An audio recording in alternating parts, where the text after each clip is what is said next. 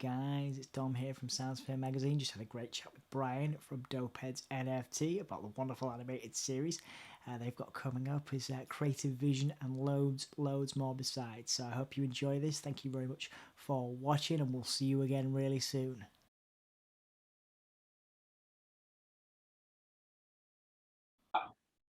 There you go. That is so cool. That is so cool. What a wonderful introduction as well. It's definitely the most creative entrance to a Zoom interview I've had for a while. So I appreciate that, Bryan. How are you today, mate? Oh man, I'm living the dream. Thank you so much for having me. It's cool, man. It's an absolute pleasure. Absolute pleasure. Yeah. So obviously, like, we're in the UK, and when I saw, I don't hold that against you. Well, you haven't seen whereabouts in the UK I live, but yeah, it's cool to meet you, man. You've obviously put a lot of work into the Dopehead NFT, and there's a lot of history around what you do and your background. So I guess to start off with, where, I mean, I know you've been through quite a lot. Your journey's been a long one. How does it feel to be where you are now, compared to when you were first thinking about the idea? And obviously, because obviously you went through quite a lot of challenge to get to this point. You know, when someone asks, "How do you eat an elephant?" One bite at a time. Yeah. And so this journey has been an amazing journey thus far. I told some of my partners yesterday, or it was maybe a couple of days ago. I went to sleep. I woke up and I had a company, a community, and a renewed passion to help other people. And it was overnight. It was a blink and we're here, By no means did I expect the Dopeheads to take off as quickly as they have so far. And we're still just rocking and rolling, I know right now we're in a little bit of a bear market in crypto. But we're still here. We're still fighting and pushing through. And it hasn't been the easiest journey, because when you have the word dope in your business header, you get shadow banned by Google AdWords. A lot of advertisers don't want to mess with you, even though you might be trying to do something positive. That word dope just has such a negative connotation to it that nobody really wants. I'm standoffish. But that shouldn't be the conversation we're having today, especially if we're trying to, maybe help people on their journey figure out where they're at in their drug relationship life, Yeah. So we've always told people, just say no and just do the, but people found out that all that was wrong. They gave me all this baloney about marijuana and your brain is on drugs and your mind is an egg and it fries in the skillet every time you smoke some weed. And the only time I ever thought about eggs in a skillet from smoking weed was after I had the munchies and I went for a late night grub, and I was like, I don't think this is the same thing they're talking about on TV.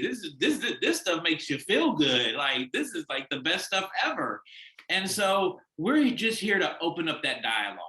Absolutely. We're an animated series. We can poke fun at ourselves. We can poke fun at other people, and come at it with a lighthearted attitude instead of it being so, listen here, don't do drugs. Drugs are bad, and that's got to go. We're way too hip. We're way too cool to be still telling people don't just say no.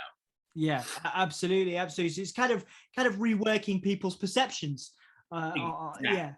Absolutely. And I think one of the coolest, striking things about what you do is the visual stuff. Obviously, you mentioned there's a series, and obviously the animations are so cool. So if you could talk me through some of your inspirations, some of the company's inspirations in pulling those characters together, very, like I say, just very striking, very attractive characters for anybody who's interested, I guess, in what you're doing. The brand, I guess, is on point.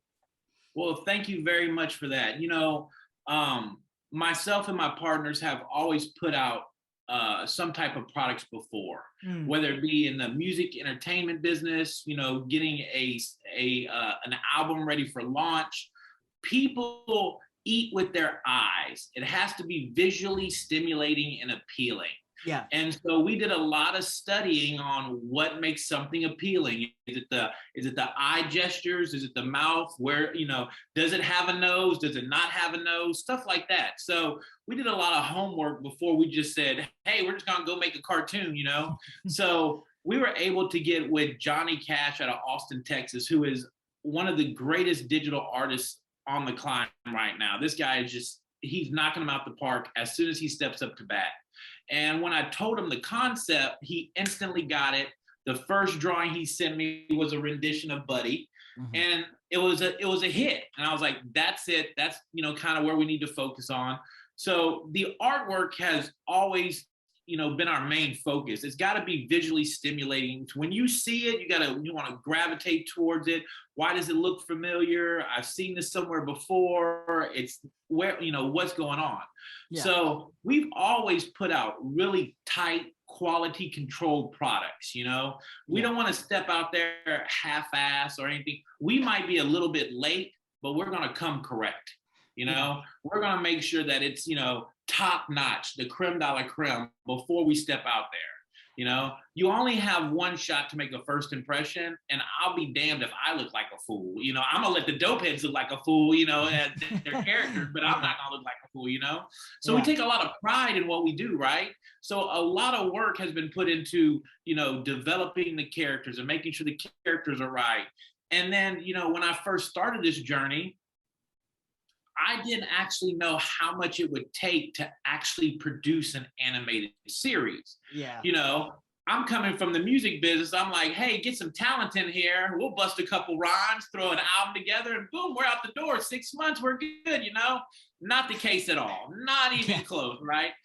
Huge ensemble of people that make this thing happen, animators to producers to directors, things called showrunners, things you learn like 3 months ago. I didn't know what a log line was. And now somebody's telling, yeah, it's just a 2-sentence description about your show. Oh, I didn't even know that, right? So it's been a learning process along the way, but I got some good people in my corner to make sure that we succeed. And that's the main thing. If you're not the smartest person in the room, find another room and then go hang out with those guys, And so we just want to make sure we're in the right room, and we are. So amazing. And one of the things you mentioned there is, of course, your music background and where you come from in the music industry. Now, I ask this question to musicians, to creatives, because it changes with every person, every answer. Your definition of success, Bryan, what does it mean to you? What does success mean? And how has that changed, I guess, from your time in the music industry to where you're at now? Success is something that I've struggled with. I always look at myself as haven't made it yet, still pushing, still going, not resting on my laurels. And my mother would be so disappointed if I squandered an opportunity like this. Mm-hmm. And so success in my mind is making sure this company, this series is successful in the sense of making it to a major network, in that sense, right? Other people's success might be, hey, you got to launch an NFT project. You're a success. Hey, you're still around 30 days after your launch. You're a success. Hey, you sold how many your first day? You're a success. So we've heard the word success all along the way, but to us, we aren't satisfied yet, And so for us, like I said, my mom, she was the greatest hustler that I knew, right? She had a gift of gab. She knew how to lighten up a room, and she would be really, really disappointed if I mess this up somehow. So in the back of my mind, I'm always constantly pushing. So success for me is that next step, where most people would be like, you're already successful. You've already done this. You've already done that. You've already, put together this. And that's not it yet, So. Yeah, it sounds amazing. You sound like a very creative person. Do you have that? Has that spark always been with you? When you mentioned obviously the music stuff. How ever since you were younger, have you always had that spark, or is it something that's developed? Do you have to like plan meticulously, or does something just, just come to you, all these ideas? And, is it like a spark for you, or is it premeditated, really planned? You know what? My mom always used to joke and say, if I was the first child, I would have been the only child. So she got to raise two other hellions before myself. So by the time it came to me, their parenting skills, I don't want to say subsided 100%, but they were more relaxed with me, Yeah. My parents never put up any barriers and told me I couldn't, If I wanted to go be a rapper, go for it. If I wanted to, sell marijuana, go for it. If I wanted to, grow marijuana, go for it. They never put up a barrier for me. Yeah. And so from that sense, that creativeness has always been this free spirit in me, where sometimes you're absolutely right. Sometimes an idea will pop like that and we'll run with it. Yeah. Sometimes we'll be in a large creative writer's room and somebody will say something and that will trigger another thing. And then other things are, just like you said, meticulously planned. I've never written a script in my life, but just within the last 3 months, I've already written 3 of them. So it's like planning stuff out like that is necessary when doing an animated series. But you're right. Sometimes the spark comes from a conversation. Sometimes it comes from a TV commercial or an idea of another TV show or something. So ideas are always around. You just have to listen a little bit more. And so what I've come to do lately is anytime someone laughs or has an emotional response, I make a note of it and what the environment was. Like, where were we at? What were we talking about? What were we doing? Because now I can apply that to my writing skills when I do a screenplay, that natural dialogue, stuff like that. So I'm on this heightened sense of, listening for laughter, seeing what the environments are and really paying attention and honing that in. And so the creative process for me is just like you said, it varies. It could be from an idea or a thought, or it could be a well-planned script that we're trying to get done. So either way it works. Yeah, absolutely. And I think we'll talk a little bit about your work with young people in a little while. But I think one of the things I do want to ask, you mentioned a little bit earlier about how Google Ads and stuff doesn't necessarily pick on the brand because of having dope in the title. And I think it's interesting because what you're presenting is very exciting. It's very cool, but there are challenges to building a business like this and to making it work. Can you sort of shed some light, aside from some of those things you mentioned earlier, on some of the biggest challenges you face on a daily basis in making this work? Because it is no small feat what you've been able to achieve. Well, just recently in the last month, I'll start with our litany of problems. I wake up one morning and I get a phone call that the bank accounts have been closed down because we're involved in crypto. Right? So if you can imagine, if you're just a normal person with one credit card and you don't, you have a Netflix account that you got to pay for, that's one small thing. But when you're dealing with vendors worldwide and things are in motion and all of a sudden the credit cards aren't working right now, what the hell is going on, And when you're doing stuff from overseas, it's 2 to 3 weeks and you can't have any lag time and you're paying for a rush shipping. And so that was at the beginning of the month. So we had to go find a new bank that would allow us to do cryptocurrency and bring in, crypto funds. That was just the small task at the beginning. The other thing is everybody from PayPal to Shopify, those guys, they don't want you to have a store that has the word dope in it. So we just recently got shut down on Shopify and now we're rebuilding our store on so it's always something, right, that you're not expecting. The other day, Twitter put up a warning for me that I was promoting illegal content.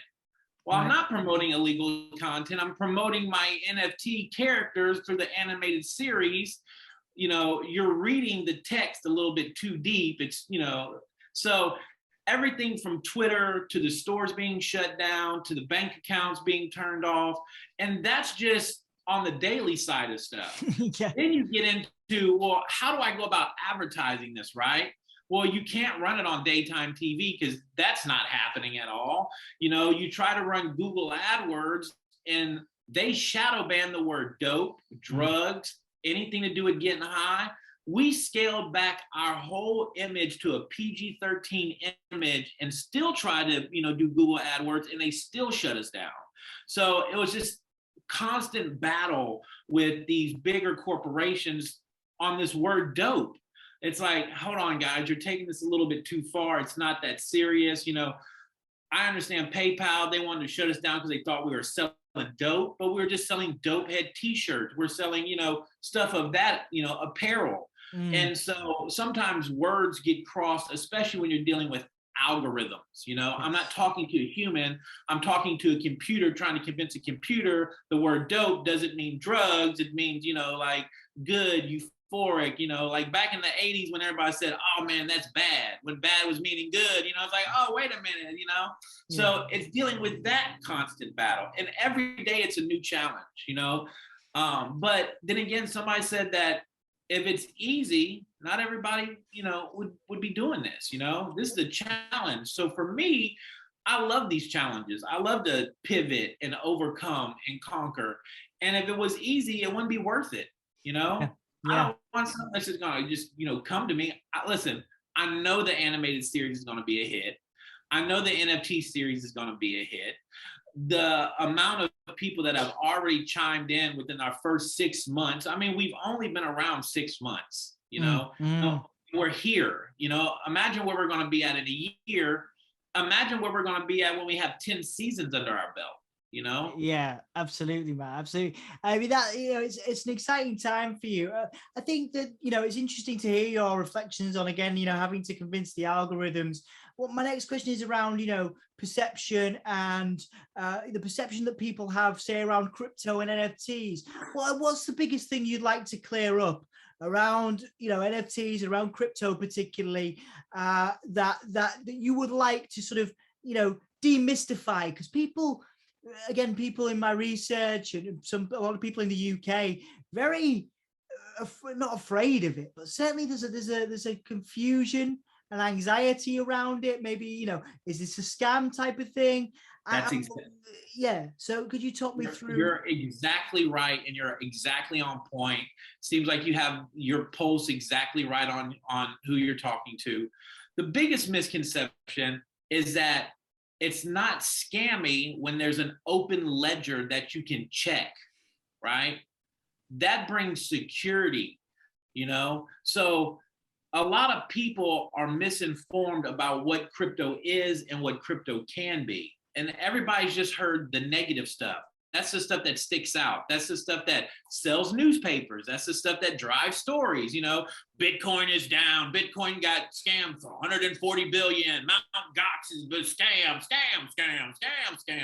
You know, so you're constantly hearing all this negativity about crypto. But I guarantee you this, the first time someone ever sends money via the blockchain or does a transfer on the blockchain, they're instantly hooked. They're instantly hooked. I've seen people do it for the first time and they're like, wow, that's it? I'm like, yeah, that's it. Man, that was easy. Like, I've been trying to tell you, you know. So it's this constant education of things. And by letting people know that, hey, listen, it's not as scammy as you think. It's actually more secure than you think because there's an open ledger you can check. Well, you can't do that with the bank. The bank's not going to show you everybody's deposit. You know, we know when somebody's moving $1 billion worth of whatever, because we can check the blockchain in the account. And, you know, if somebody tweets about it and says, you know, buy Dogecoin, i.e. Mr. Elon Musk, you know, and then all of a sudden you see 1 billion Dogecoin get swooped up, you kind of know who it is, right? So it's more secure than most people think. And that's the part that I try to drive home to people. Just use it one time. Just try it. You know, it's kind of like the old drug thing, you know, just try it just one time and you'll be hooked, you know, something like that. So it's certainly very interesting to hear your perception on it. And I think, you know, my other question was going to be an extension of that, which is the perception around Dopeheads, the series. Now we'll talk a little bit about your work with young people, because again, you've done a good job of promoting that. That's what, you're doing a lot of work with some partnerships with Legacies and Legends, the Dopehead Foundation as well. Can you talk to me about that and about how how you are working with young people? Because again, it's not just t-shirts, it's not just cool cartoons and a great brand. You are, there's a foundation to this, no pun intended. Correct. So I'm like a big cartoon fan. Used to come home from school, throw my books on the couch, and I'd watch G.I. Joe. Right. And after every G.I. Joe episode, when Cobra Commando got defeated, there was always a positive message at the end by, Go Joe, and that stuck with me. And I was like, well, that's something that I want, to do. I want to resonate with people somehow. And if people don't know, I was incarcerated by the federal government for growing marijuana in Texas. Texas would probably be the last place marijuana gets legalized. We're an ultra-conservative state. So again, I'm probably in the wrong place. But I ended up serving 63 months out of an 87-month sentence for marijuana, right? Never hurt anybody, wasn't a menace to society, didn't have any guns, nonviolent. And so when I got sentenced, it was more of a media spectacle because this rapper in this nice neighborhood was growing marijuana. And why is he in this neighborhood? And he's a rapper. And, they have all these preconceived notions. And so when I went to go serve my time, I noticed that 90% of the people around me were serving time for a non-violent drug offense. These guys were getting locked away for these long sentences for non-violent drug offenses.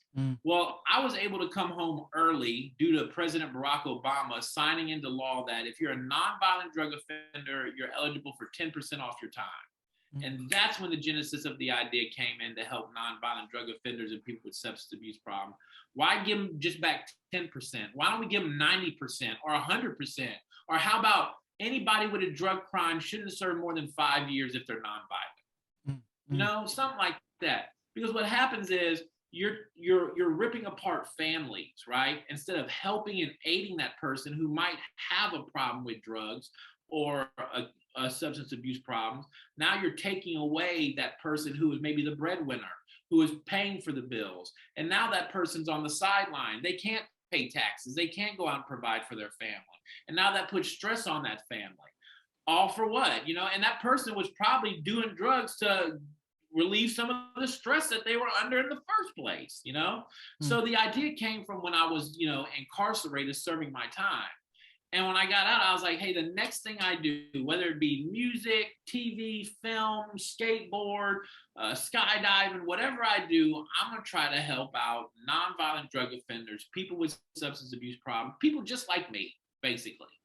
And so that's where the idea originated from and came about.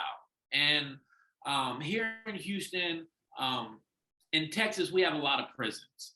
And so I've been working with Marilyn Gambrell for over 20 years. She used to have a program called No More Victims, where it aided kids who had incarcerated parents. So she has always been doing something affiliated with, incarceration, prison reform. And so when I started this project, she's like, hey, I got a perfect program. It's Legends and Legacies. This would be a great fit. Tell me what you need us to do. Let's work. And then Miss Roberts brought Dopehead Foundation towards us and the substance abuse problem. And I was like, all right, this is another perfect fit. This is awesome. So everything just kind of lined up just perfectly at the right time. And right now here, we're still fighting this drug war that really hasn't produced any different circumstances than it did 30, 40 years ago.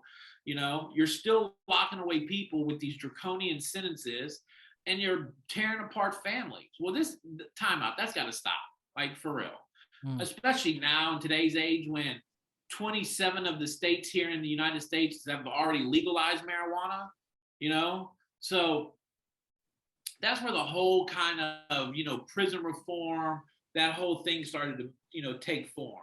And then my brother and I, we've always been reaching out, being motivational speakers for schools, not going out and telling kids, hey, I did drugs, look at what I did. Hey, I had a big house and a big car. You can live like a rock star. but just letting them know that, hey, listen, for every decision you make, there are consequences to that decision. And you have to know what those consequences are. Yeah, you can go out and get high, sure, no problem. But if you want that good job, they might drug test. So you want a good job, or do you want to smoke some weed?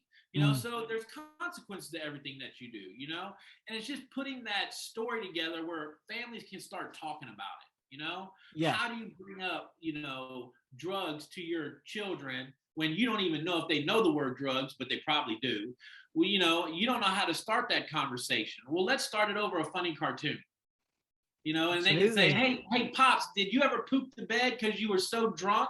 Or, hey, Mom, have you ever gone and pissed in the neighbor's bush because you were so, high? Stuff like that, just a fun conversation, and really poking fun at ourselves. And so that's what the whole thing started formulating and become. And so here's this opportunity with this animated series where we can start bringing that subject up, where people don't have to be fearful of talking about the word drugs. And so that's what it's all about. It's just about a little bit about education, helping out some people get the fuck out of prison that don't even need to be there. And at the same time, if we can help one or two people and change their lives, well, hey, listen, I thought I've done a good job.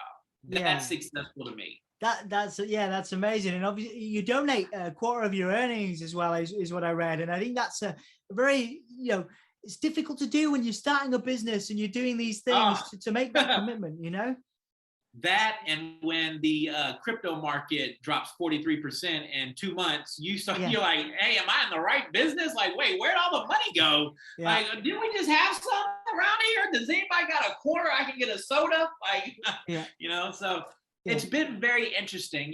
We're a new company. We had a lot of growing pains early on. And like any major corporation will tell you, if you're not prepared and you start to take off, you better get prepared. And so, we've always been a little bit understaffed, but we're working on that. We're growing, we're seeing what our needs are, and we're filling those positions. Yeah. And those partnerships that you mentioned, Legacies and Legends, Dopehead Foundation, is that helping to raise awareness as well? Because again, people talk quite a lot about helping young people, and they can talk about their desire to do that, but you're actually doing this. The proof is in the pudding. You're going out and you're doing this. So how are these partnerships, raising awareness? Do you feel like you're getting, I don't want to say something out of it, that might not be the right word or the right terminology, but do you feel like you're getting the exposure from these partnerships and feeling the benefit of these partnerships in terms of getting the word out there? If somebody mentions the word dope heads, they instantly start paying attention. Yeah. They don't know what it is, but they want to know more about it. And so with Marilyn, I gave her a sample of the NFTs in some sticker forms. And I was like, go ask your kids what they think. And she works in high schools and middle schools. And she said she got mobbed for all the stickers. The kids want to know what's going on with this. How are you so cool, Miss Gambrell? What do you know about this stuff? I thought you would never know about this stuff. Like, where can we find out more information? What are they doing? So it's that conversation starter, right? Yeah. You see that image, it sparks a reaction, and then you want to know more about it. And so she was able to do that just with a small group of her high school students, and she saw the change in them, right? She was able to have conversations. Well, have you ever smoked before? Well, I used to smoke in college, et cetera, so now that conversation gets started. And that's what, and that's the benefit that we've really been able to see. Yeah, absolutely. 2 or 3 more questions now then Bryan. I think one of the things, again, because you mentioned, starting that conversation, it's a difficult conversation to start, especially with schools, especially with young people, especially when you're around, you're in a conservative state, whatever. Did your music career and the confidence that you had to have, to create as a musician, did that, I'm not trying to put words in your mouth here, but were there any, any skills that you learned, perhaps a little bit of confidence to confront people, to talk to people that you maybe didn't normally have? Did your music career prepare you in any way for this and for what you're doing now? It totally did. And music and marijuana has had this symbiotic relationship for a long time. Some artists and I've witnessed this firsthand because I'm also a producer and an engineer. Some artists like Lil Wayne can go smoke a blunt, go record 16 bars memorized, go smoke a blunt, come record a fresh set of 16 bars memorized. When I get to the studio high, I can barely read the paper, you know? Yeah. So different strokes for different folks. But I will say this, it did prepare me in a way where I could start having these conversations and start being a little bit more open about my lifestyle choices as a rapper who smoked weed, right? And so some of my songs were drug based. My first album was full of ecstasy pills, you know, where people were like, what are these pills? Like, you know, back in, 2000, I think it was the first time I dropped that, a record. So being in the music business has definitely prepared me to deal with, the media aspect of it, being able to communicate effectively, and really to get your thought across, right? Are people digesting what you're putting out there, And so as a producer, as an engineer, you're always trying to put together a pie and you want everybody to have a slice. So that's what this is, it's kind of taught me in the same way where not everybody's favorite drug is going to be weed. Not everybody's favorite drug is going to be alcohol. Not everybody's favorite drug is going to be cocaine or whatever it is. But there are benefits when using those tools, if you want, in a creative setting. Now, I've been high on mushrooms before, and I've got some really great ideas, Yeah. Then again, I've been high on ecstasy before where I think I have some really great ideas, and I go and read them the next day, and I was like, what the hell is a marble with toast and peanut butter? I have no idea, So there are some hit and misses, right? Not everything is like, this was fruitful. For a long time, I had a manager who was also my brother. He would forbid me to smoke weed an hour before I got to the studio. Okay. Just because I would waste so much time in the studio because I was high.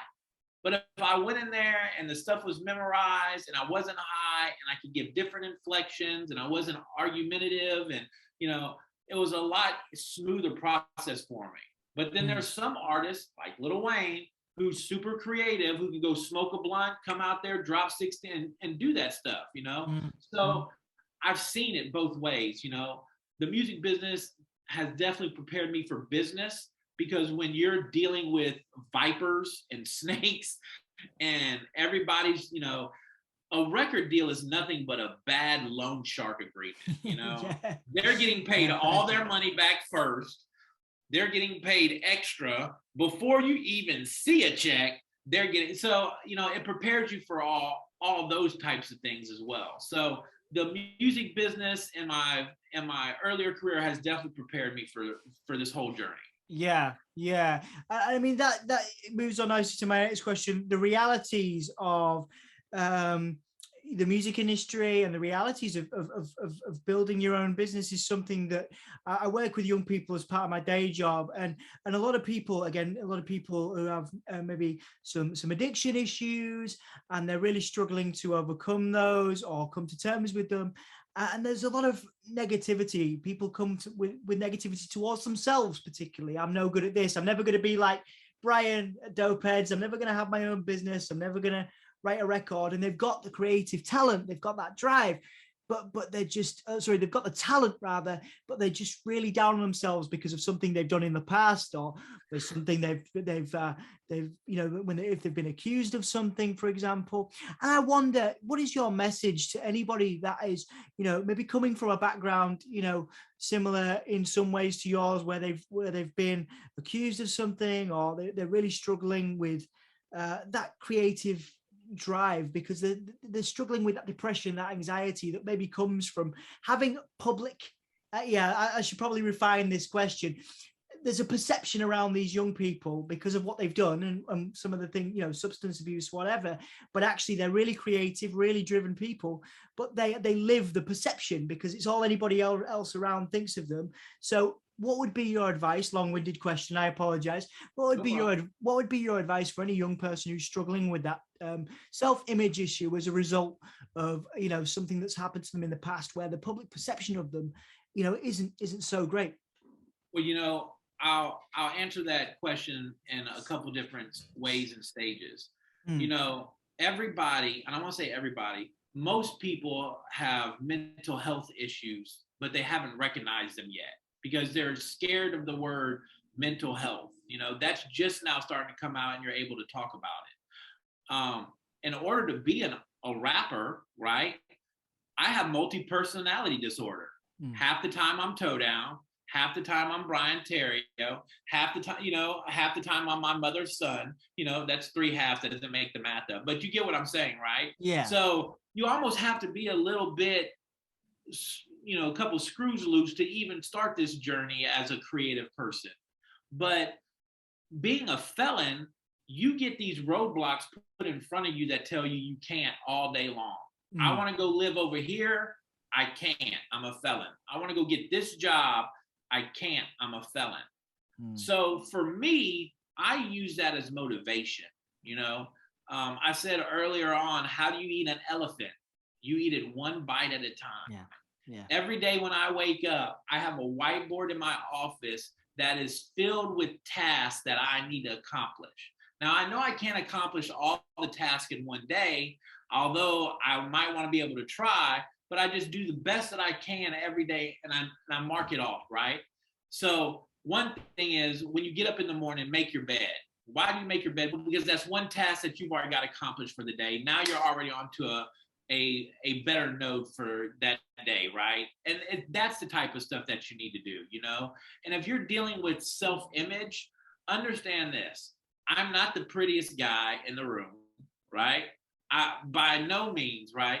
But I understand that, hey, listen, it's okay to be different. I don't have to have, you know, blonde hair and, you know, all muscles or whatever. I don't need all that stuff. I just have to bring myself and bring my A game, and everything's going to be okay. And so most people don't have that confidence because they've never been around that before. You know, they might come from a broken home where, you know, they didn't have their dad growing up. Well, am I really worth it? Stuff like that. And so what we try to do is we try to uplift other people and have those conversations about mental health. You know, I tell it all the time in our Discord, if you need someone to talk to, I'm available 24/7.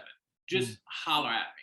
You know, God gave me 2 ears and 1 mouth. So I should do a lot more listening than I should do speaking, right? And so that's what I try to tell people. I'm like, hey, listen, just talk to me about the issue. And just talking about it really helps that situation. And there's so many people that have written me similar letters like, the Dopeheads have changed my life because it's an outlet. My mother, my sister, my brother sees a difference in me. I haven't had a renewed sense of, you know, work in a long time. Thank you. And I receive those every so often. And that's really true motivation to keep doing what I'm doing. Because if I can just affect one person, you know, from making that horrible, horrible mistake, you know, nobody wants to, you know, say the word suicide, but a lot of people see that as an easy way out. But really, you're putting a lot of burden on the people that are here that want to, you know, be with you and see you, you know, that want to be around you. So, you know, we try to talk about it as much as possible. There's no, you have a mental health disorder, you're over here. We don't want, no, we want to talk about it because nobody before was ever talking about it. So let's have that conversation. Yeah. And then going back to, you know, just, you got to be able to say, hey, listen, it's okay if I step out of my box. And here's another thing. If you're a young person, it's okay to fail. Failure is your keys to success. Without failing, how are you going to know what not to do? You know, we had a lot of failures early on as the Dopeheads. Now we know what not to do. You know, it's a learning lesson. It's something that's galvanizing the company and making it stronger. So those failures to us, we note them, we log them down, and we make sure, hey, we don't want to repeat these. Hey, let's not do these again. But when you're young, you have an advantage over older people because you have an opportunity to make more mistakes. So when you're shooting for, let's say your goal is to be a billionaire, well, you can take more strikes at that target than somebody who's already 60, 70, 50 years old, you know? If you're 18 or 19, you have a better shot of becoming a billionaire than I do, because you can take more chances than I can. You know, and that's what we try to, you know, preach around here, you know, having that open conversation, and just motivating people to be the best person that they can be. Yeah, absolutely. And in terms of your message then for supporters of yours around the world, in the UK and beyond, what is your message to those people that have supported you and will continue to do so as you continue your journey? I love the people that are in our community. They are strong-minded individuals who understand our passion to help other people. They understand that, hey, this could be something really big. And I just want to say thank you to those people who have gotten down early with us, who have been by our side, who have been able to help us grow this business and grow it in the right direction. So I really want to say thank you to those people, because without them, none of this would be possible. You know, especially people like Jamie Roberts, who has helped us from day one. Great person, always has her ear to the street, always knows what's going on, knows how to maneuver. And so without those people, we wouldn't be as successful as we are. So I really want to say thank you to those people who have really impacted our Dopehead journey. Absolutely. What wonderful people, for sure. It's a pleasure. It's been a pleasure to chat with you, Bryan. Before we go, the promo bit, the plugging bit, where do you want people to go? What have you got coming up that you can tell me? Where do you want to send people? Well, you know, when you're doing a TV series, I found out that you need to try to keep everything very hush hush and quiet, and not let too many, people know what's going on. But it's real simple. All you have to do is go on www.dopeheadsnft.com. Dopeheads is plural, NFT.com. And that's on all social media platforms. So Instagram is dopeheadsnft.com, Twitter, YouTube, wherever you want to find us, it's Dopeheads, plural, NFT, and you're good to go. And as far as that, we have an animated series that we're working on, season 1 right now. Out of our first 1,000 mint of our NFT, we're 863-ish, somewhere around there. Probably about 137 left out of our first 1,000. So we're getting close to a sellout. So if you haven't purchased an NFT yet, please go get you a season 1 Dopehead before they're gone. And again, dopeheadsnft.com, and it'll take you to wherever you need to go. Brilliant, Bryan. Well, thank you so much for your time, man. I really appreciate it. It's been an absolute pleasure. And I wish you all the best. I think it's very exciting what you're doing. Thank you so much, man.